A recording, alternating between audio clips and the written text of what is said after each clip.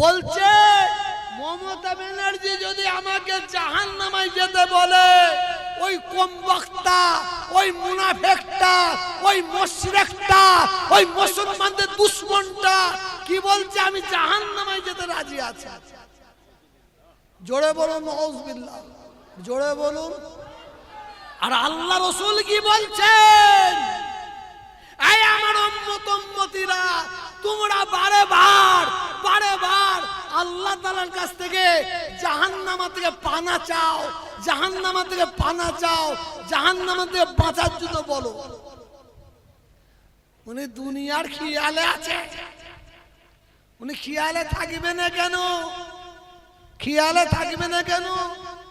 আমার বাপের জায়গায় বাড়ি, নতুন বাড়ি হচ্ছে, মাটি খুঁড়ছে, এসেই বলছে দে 2 লাখ। পুরাতন ঘর প্লাস্টার হচ্ছে, বলছে মার 50,000। বুঝতে পারছেন না? আবার এই হালে একটা মুসলমানকে বলতে শুনলাম কি জানেন, যদি কেউ আমার বাপকে গালাগালি করে আমি মেনে নেব, আমার মাকে যদি গালাগালি করে আমি মেনে নেব, মমতা ব্যানার্জিকে গালাগালি করলে আমি ছেড়ে কথা বলবো না। জোরে বলুন নাউযুবিল্লাহ, একটু জোরে বলবেন তো।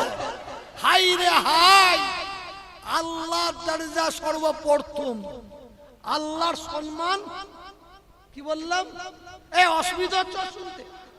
আল্লাহ সম্মান সর্বপ্রথম, আল্লাহর পরে দরজা, আল্লাহর পরে ইজ্জত, আল্লাহর পরে সম্মান।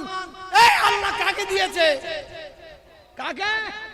নবী পাক সাল্লাল্লাহু আলাইহি ওয়াসাল্লামকে বলুন সুবহানাল্লাহ। একটু জোরে বলুন, একটু জোরে বলুন, একটু মুহাব্বতের সঙ্গে বলুন। নবীর পরে আল্লাহ সম্মান বড় পীর সাহেবকে দিয়েছে, গরিবি নওয়াজ খাজা মঈনুদ্দিন চিশতিকে দিয়েছে, কুতুবউদ্দিন কাকি, নিজামউদ্দিন আউলিয়া শাহ বাকিবুল্লাহ হুজুরকে দিয়েছে, দাদা হুজুরকে দিয়েছে, 5 হুজুরকে দিয়েছে, আল্লামা রুহুল আমিন হুজুরকে দিয়েছে, হ্যাঁ, চাষিদার হুজুরকে দিয়েছে, হোসেন বুখারী হুজুরকে দিয়েছে, খুনকাসে হুজুরকে দিয়েছে। আল্লাহর পরে দরজা কার? জোরে বলুন, নবী পাকের। বলুন কার? নবী পাকের। আল্লাহর পরে দরজা, আল্লাহর পরে সম্মান নবীর, আল্লাহ দিয়েছে। আর নবীর পরে দরজা, নবীর পরে সম্মান, নবীর পরে ইজ্জত আল্লাহ তাআলা ছেলের জন্য মা বাপকে করে দিয়েছে। এটা জোরে বলুন, এটা জোরে বলুন। আয় ওই কমবক্তা, ওই শয়তান, ওই মুশরিক, ও কি বলছে? মা বাপকে গালা বন্ধ করে দেবো। ও আচ্ছা, আমি জানি না, হয়ে গেছে, আর কমের বাকি আছে। আমাকে আজ পর্যন্ত কেউ বলে না হুজুর টাইম ম্যানেজ করতে হবে, আজ বলেছে। সাবাস, একদম। না না, বলে বক্তা আসবে, একদম একদম বক্তা আসবে, ঠিক বলেছে। আমি মেটিয়াপুরি জলসায় গেছিলাম, জানেন তো, 9:30 জলসায় উঠেছি, ফজরের আজান দিয়েছে, ছেড়েছি। না, তখন আমার 28 বছর বয়স। 2টো মওলানা এসেছে, বললে আপনারা বসুন, যা নজওয়ানা দিয়ে দেবো আপনাদের। উনি করছে করে যাক। ভোরবেলায় হঠাৎ ফজরের আজানের 10 মিনিট আগে ওই জলসায় একটা ঘটনা ঘটেছে। আমার জলসা শুনবে তো সবাই, মেটিয়াপুরের লোক শুনবে। আমি ওয়াজ করছি, হঠাৎ দেখে একটা কাক এসে বসে বলল এই আমার পাশে। কাকটা বসে আমার দিকে এইভাবে তাকিয়ে আছে। আমি ওয়াজ করতে করতে দেখছি, আর মনে মনে ভাবছি আজরাইল না কি, আমার দিকে এইরকম তাকিয়ে আছে, এদিক ওদিক নাই। মনে মনে ভাবছি আজরাইল না কি রে ভাই।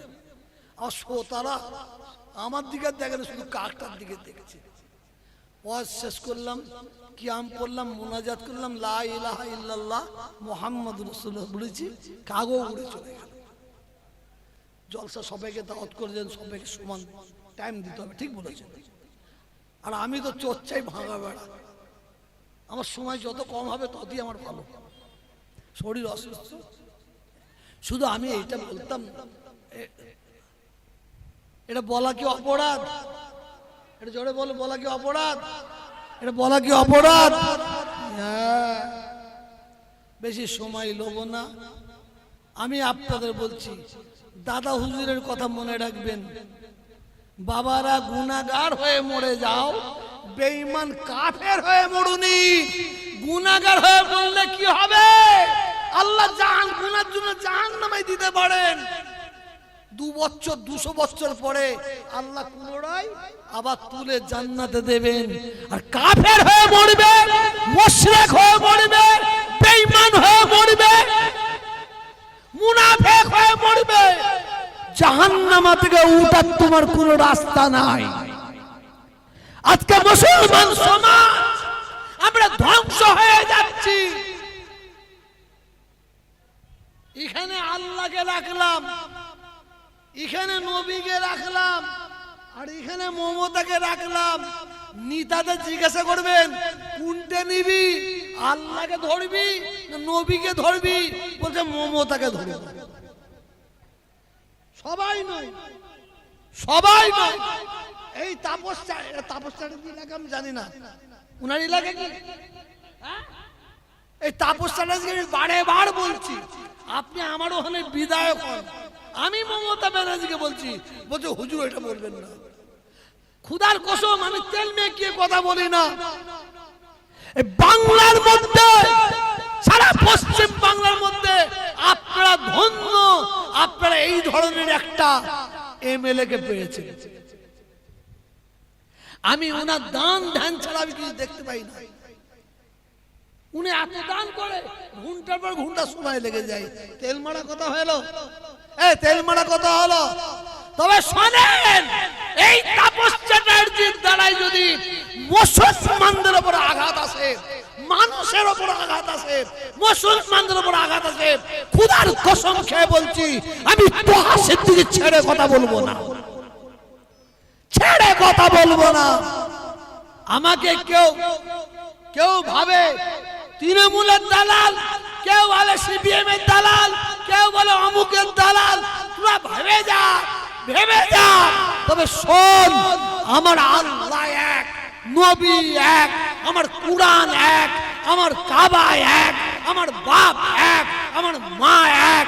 খুদার কসম কোনদিন রাজনীতি করি না, করছি না, করব না। তবে আল্লাহর কসম মানুষের প্রতি, সে হিন্দু হোক, মুসলমান হোক, খ্রিস্টান হোক, তাদের প্রতি যদি কেউ অত্যাচার করে, বিশেষ করে মুসলমানদের প্রতি যদি কেউ অত্যাচার করে, আল্লাহর কসম আমি জান থাকতে ছাড়বো না। পাশে থাকবেন, পাশে থাকবেন। এবার উঠে দাঁড়িয়ে আমাকে দেখিয়ে দেন, উঠে দাঁড়িয়ে দেখিয়ে দিতে হবে আমাকে যে হুজুর আপনার পাশে আছি, আসি আপনার পাশে আছি। নারে তাকবীর, নারে তাকবীর, সিলসিলা হক ফুরফুরা শরীফ। বসুন, একটু তুললাম, বিয়াদবি করলাম, কিছু মনে করবেন না। আমি আপনাদের কাছ থেকে বিদায় নিচ্ছি। আমার কথাবার্তার মধ্যে যদি কোনো ভাই দুঃখ পান, ব্যথা পান, কষ্ট পান, আমাকে আল্লাহর রাস্তায় আপনারা মাফ করে দেবেন। আসসালামু আলাইকুম। আপনারা সবাই মিলে আমাকে সালাম দেন। वालेकुम अस्सलाम रहमत कलाम। आप लोग जिसका बंदा है हम उसी का गुलाम। दरुद अल्लाहुम्मा। आई वो तो